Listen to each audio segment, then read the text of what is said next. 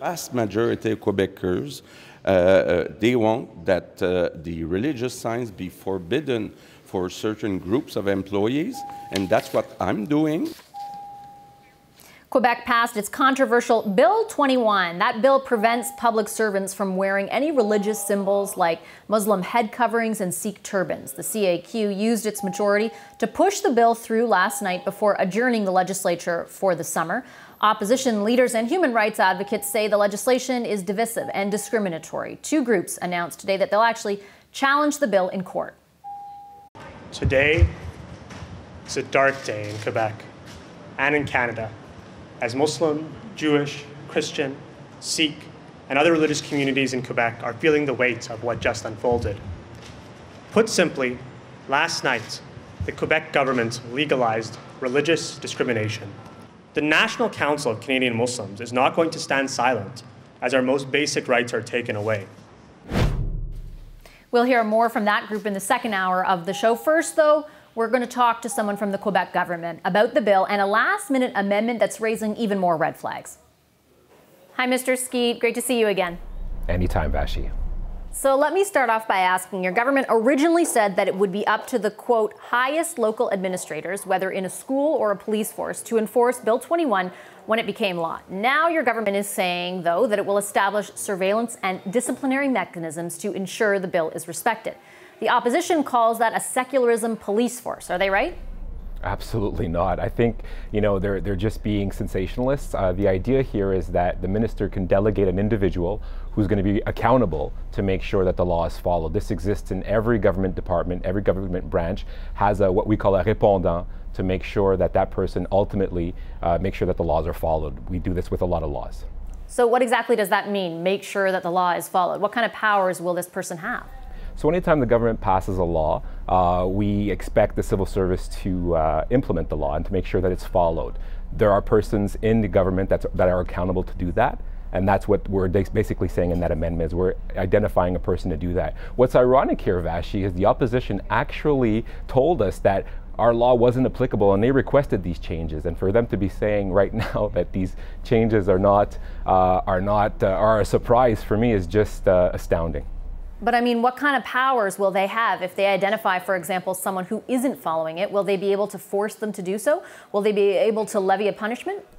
I think the best example is, for instance, in a workplace that we all have, right? We all work somewhere. If you were to show up in a bikini, your employer would say, hey, you know what? You're not dressed appropriately according to our code of conduct. And your supervisor, your boss would at that point request that you wear the proper attire. This is what we're talking about. We're talking about employee disciplinary measures. This is not some radical state police. Do you think, though, that the people who wear those religious symbols might be insulted by, the idea that it's the same as someone wearing a bikini? Well, I don't think that they should read it into that. What I'm trying to do is trying to draw a parallel between the level of sanction that we can expect for these types of changes. So is that codified? That's the level of sanction? And I'm just asking because I think there are a number of people who perhaps, let's say, they're concerned about the possibility of being sanctioned. Is that truly it? All this person's going to do is say, hey, this is what you're supposed to be doing? Or are there, can they expect more severe punishment?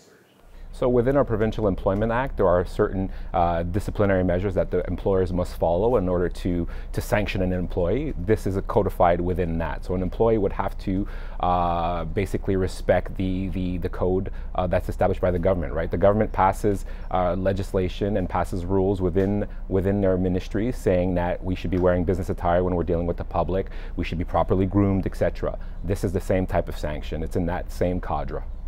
What exactly changed that necessitated these amendments, though? Because like I said at the beginning, you were saying it would be up to local administrators in school or a police force or where be it. Why did you feel this was necessary? Did something actually change? Actually, the opposition's made the suggestion. They said that what we were proposing was not applicable, and they challenged us to do better and to do more. So this is what we're doing with these amendments. Isn't it a bit disingenuous, though, to say that this is specifically what they asked for? Now they're calling it the secularism police. They're saying that this adds insult to injury. Well, I would challenge them to say that they requested these, and I think they're just being sensational because they're not happy that they're on the wrong side of this issue. There are a lot of people who are worried about this legislation sort of ostracizing them in the workplace. Are you concerned that by adding this type of enforcement or this type of role, these amendments, that you're sort of further amplifying that fear? Actually, no. I think what we're doing is we're creating a new secular employment place. And let's not forget, right, Vashi, this is not everybody. This is not the whole civil service. This is certain individuals in certain positions of authority dealing with the public. So this is not a wide-ranging change. This is something that is very moderate and very reasonable. The last time that we spoke, you told me that the groups who felt they were targeted by this law were not consulted prior to its introduction. But you did talk about how you had a mandate to introduce the bill because of your majority win, and that you would consult with those groups in between kind of introducing the bill and it becoming law. Did you do that? Actually, yeah, we had over 60 hours of consultations with various groups. So, you know, just on immigration law, for example, Vashi, it took 23 hours to pass that law, but we did parliamentary commissions for 60 hours, and we only got to paragraph 6. Before that, we actually met with various groups. We met with the Jewish group, we met with certain unions, we met with employers, we met with police forces. We asked them all the same questions. Some people were for it, some people were against it, but we had a consultative approach from the beginning, and this is where the chips fell. According to the National Council of Canadian Muslims, during those public hearings from May 7th to the 16th, 36 groups presented a brief, but they say only 2 of those groups represented religious minorities. Is that true? Actually, everybody is always welcome to produce briefs, and those briefs are always read and consulted. I know that I sat on the immigration, for instance, file, and we received a lot of briefs. I can't say exactly how many, but many. And members of my staff went through them all to make sure that we picked up on every nook and cranny of their concerns. So I'm sure we were very exhaustive, and everybody who had something to say got to say it. I just want to be clear, though, when it comes to the public hearings, were only 2 of the 36 groups there religious minorities? I know that we had the CJA, which is a Jewish group, and I believe we had a Muslim group that was present. I wouldn't be able to say if we had more because I was there for those 2. I didn't participate in all of the sittings, so I wouldn't be able to say. But it wouldn't surprise me that we didn't do that many more. I think at some point we have to speak with all members of society, not just religious groups. There are other stakeholders that need to be considered in an issue like this. Aren't religious groups, though, especially of minorities, particularly the ones who feel most targeted by this legislation, don't you have a duty as a government to fully and fulsomely hear from them? Actually, you know, I was also interested in hearing what feminists had to say, and feminists are also divided on this issue. The women's rights people say that, you know, telling a woman what she can wear and can't wear is pro or anti-feminist. So there's a lot of people who have a dog in this fight, and I think it was important to just exceed the realm of religious considerations. What are the optics of doing so, though? I mean, these are people who have come out specifically saying that they feel as though they're being targeted by your government, and then you go out and hold hearings and only a small percentage of what you hear from is actually from those people. Are you, you know, kind of willfully ignoring them? Well, we're not willfully ignoring them. Don't forget that when we negotiate with our parliamentary colleagues, there are 4 recognized parties in our National Assembly, and the people that we heard are the basis of a consensus. So everybody had to agree on that. So I wouldn't say that we own the decision of having only those individuals. They are the fruit of exhaustive and sometimes difficult negotiations with the opposition parties. Okay, before I let you go, Mr. Skeet, let me ask you about the legal challenge that's going to be launched today by the National Council of Canadian Muslims and the Canadian Civil Liberties Association. The groups say that this law legitimizes second-class citizenship, prevents people from living their lives, and impacts civil liberties. How solid a case do you think you have? We're confident that this is going to pass the test of tribunals. And you know what's funny, Vashi, is I don't see how secularism, which is basically treating everybody equally, can be seen as anything but a good thing. And we're confident that the court will give us reason. It will give us our day in the sun here. All right, I'm out of time. I have to leave it there. Thanks so much, Mr. Skeet. Really appreciate your time today. Thanks a lot, Vashi. Anytime. Quebec, of course, will be a key battleground in the federal election. Here's some reaction to Bill 21 on Parliament Hill today. We've been clear from the outset that we don't believe it's up to a government to tell people what they should wear or what they shouldn't wear. We believe that Canada is already a lay state, so a neutral state, and that's reflected in our institutions. And we're going to defend the Charter. We're the party of the Charter, and we're going to defend it. This is a provincial debate, and the debate has been in Quebec for, as you know, many years, and a political debate in the National Assembly for the last month, and that's the end of their story. But this is their story, not ours. I think it's not the role of the government to tell anybody, and in particular women, what they should or should not wear. It's certainly do not reflect the opinion or position of every Quebecers. A controversial ban on religious symbols in Quebec's public sector has barely been law for 24 hours, and it's already facing a legal challenge. Two groups announced today they'll be fighting Bill 21 in court, arguing it violates the Constitution. So what's the case they'll be making? Mustafa Farouk is the executive director of the National Council of Canadian Muslims. He joins me now from Montreal. Hi, Mr. Farouk. Nice to see you. Thanks for your time. Thank you, Vashi. So as we mentioned, your organization is launching a joint court challenge to have Bill 21 stayed, arguing that it's unconstitutional. Can you tell me exactly why you think that? So we, along with our partners, the Canadian Civil Liberties Association, join with our allies in noting that this bill that was passed late last night is unconstitutional. It divides us, and its passage is a dark day for not just Quebec, but for all Canadians who believe in equal rights for all, and who believe in civil liberties, and who believe in our democratic process. It's a really sad day. We had a representative from the Quebec government on a little bit earlier on the show. His name's Christopher Skeet, and he said that secularism, and he defined that as treating everyone the same, could be nothing but a good thing. Your response? So I think that when you really want to treat everyone the same, in principle, that's a beautiful principle. But we know that a neutral state doesn't discriminate.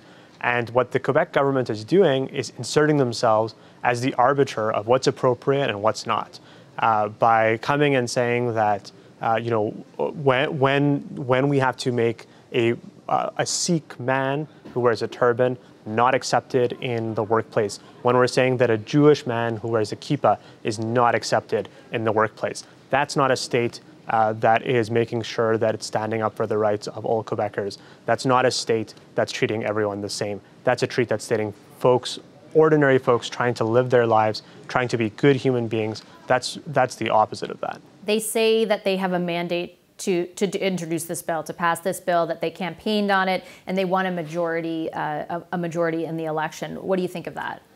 Well, I think that we have to note that we have a constitution for a reason. We have a constitution for the reason that government, cannot pass legislation that impugns on what is most dear to our constitution, to protect all Canadians, to protect their rights, and to protect them from unjustified government interference.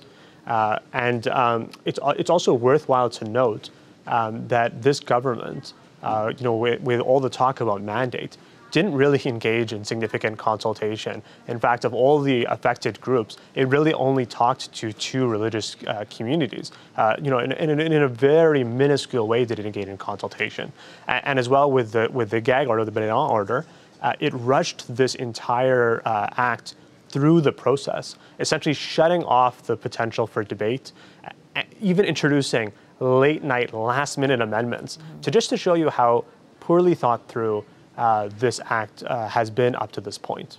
What about from a federal perspective? Do you think there's a role for either the federal government or, as we head into an election, the other two main parties to promise or actually do some kind of action beyond criticizing the spirit of the bill or the intention of the bill?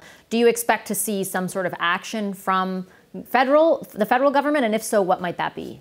Well, the legal action is obviously in the prerogative of the federal government, but what we can say is that we are calling on the Prime Minister to clearly continue to condemn Bill 21, and to also we're also calling on his counterparts, Andrew Scheer and Jagmeet Singh, to also come out and clearly condemn Bill 21. It's important to note that leadership starts from the top. And all Canadians deserve to feel that they are welcome in Canada, that their Canada belongs to them, because we know that to be true. Our country is one, and our province is built on one that respects diversity. And if there's a province that exemplifies that, it's Quebec, with its emphasis on language rights, with its emphasis on a particular kind of society. That's why it's so important for us to stand up against Bill 21. And that's why, in part, we filed our legal challenge today. You mentioned those last-minute amendments, and they were largely centered on enforcement of the bill. They introduced sort of a system by which was very different than what the government had initially said would enforce what the bill details, and it's a person that will be, within the workplace. Mr. Skeet said that this person would essentially be able to say, hey, you shouldn't be wearing this, take it off. Are you convinced that that's all that person will be doing? Well, I mean, I think that when most people go to their work, I don't think that they hope that their colleagues will be, snitching on what they're wearing that day. I don't think that's the kind of workplace that most Canadians and most Quebecers want to go to. I think it's, it shows you that when you introduce something that is unconstitutional, that breaches the civil liberties of Canadians, it just shows how far that can go. And that's why it's so critical and we're so happy to be working with the CCLA, the Canadian Civil Liberties Association, to be bringing this challenge. And we're not just bringing this challenge just on behalf of our two organizations or just on behalf of one plaintiff. We're here on behalf of all Canadians, on behalf of all Quebecers who stand up for civil liberties, who stand up against a government that wants to run roughshod over their rights and just sort of trample over the civil liberties of Canadians on a mere set of quite, poorly thought out talking points. Okay, I'll leave it there. Thank you very much, Mr. Farouk. Appreciate your time. Thank you. That's Mustafa Farouk, Executive Director of the National Council of Canadian Muslims. The vast majority of Quebecers, they want that the religious signs be forbidden for certain groups of employees, and that's what I'm doing. After a marathon session last night, the Quebec National Assembly passed the controversial Bill 21. It will ban public sector workers like teachers and police from wearing religious symbols such as Muslim head coverings and Sikh turbans while on the job. Already, groups opposed to the measure are vowing to go to court. Quebec could have, of course, a very large say in who forms the next federal government. What challenge does this new law pose as politicians of all stripes are asked to react? Back for a final round of the Power Panel are Yolande, Ginny, Brad, and JP. Yolande, I have to start with you, of course, because you're in Quebec. What are the implications for federal parties? We played some clips earlier in the show of the various reactions. Some are more, oh, this is up to Quebec. Others are, no, this is wrong. What kind of calculation is there for federal politicians as they weigh in on this? I think it's probably I could relate to being a tough spot for all federal parties as to how to react, because on one hand, as a Quebecer, and I've said this before, I feel like the government in the adoption of the bill, and certainly in the way that the bill was adopted through suspending parliamentary rules and tabling important amendments to it throughout the weekend last minute, has certainly broken and not failed to respect their duty to protect minority rights. So I understand why all federal parties would want to obviously have something to say about that. That being said, the risk is, while it's important of saying how much you might disagree with that, is that the discussion no longer becomes about the violation of protection of minority rights and becomes one of jurisdiction, becomes one of Quebec being bullied by the federal government, regardless of the party, and not being allowed to express its full autonomy. And that is a very dangerous place to be. The last time we played in that film around language laws, we ended up in a referendum. So as hard as it is to say at this point, I think it's important, as I think a number of parties have, to obviously express a malaise, discomfort, and disagreement with that bill, but to go in and say that you're going to support a recourse against it at this point in time could just completely backfire. And it's interesting, Ginny, because jurisdictional issues between the province and the provinces and the feds are kind of hot on a number of subjects, but there's almost a special consideration when it comes to Quebec. Yeah, I don't think it's a tough consideration for a federal politician at all, because they can, as Yolande said, have an opinion on this bill, and all of them do.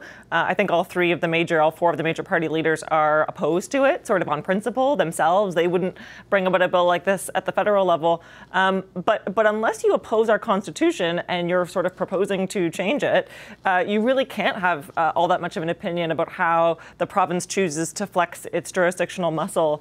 We went went through this in Ontario recently, or I guess sort of last year, when Doug Ford talked about using the notwithstanding clause. And quite rightly, the federal government did not have all that much to say, and nor should they. And so this is our Constitution working as it should. And I think that everyone is behaving and sort of responding predictably.